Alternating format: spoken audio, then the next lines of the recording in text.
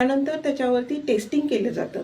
HI, HCV, VDRL ह्या testing केल्यानंतर advance टेक्निकमधून, क्लियामधून, नॅटमधून हे ब्लड टेस्टिंगमधून क्लिअर झाल्यानंतर तरच ते डोनरला पेशंटला अवेलेबल केलं जातं. जर डोनर पॉझिटिव्ह आला तर त्याचा कॉन्टॅक्ट केला जातो अशा डोनरशी की तुम्हाला हा आजार आहे आणि तुम्ही आपल्या आरोग्याची काळजी घेतली पाहिजे, असं काउन्सिलिंगही केलं जातं. म्हणजे मित्रांनो, सांगण्यामागचा एकच उद्देश की जर तुम्ही ब्लड डोनेशनला येत असाल तर तिथे तुमच्या शरीराची पूर्ण तपासणी होते. म्हणजे आपण फिट आहोत की नाही, किंवा आपल्याला काही आजार झालेला आहे आणि त्याची काही काळजी घेता येऊ शकते असं समजतं. बऱ्याच वेळा बरेच डोनर हे डिटेक्ट झालेले आहेत आणि त्यांना आम्ही पर्सनल कॉन्टॅक्ट करून विदाऊट डिस्क्लोजिंग त्यांना कॉन्टॅक्ट करून त्यांच्या हेल्थची काळजी घ्यायला सांगितलेले आहे. पुढे फर्दर मॅनेजमेंटसाठी त्यांना पोस्ट केलेलं आहे.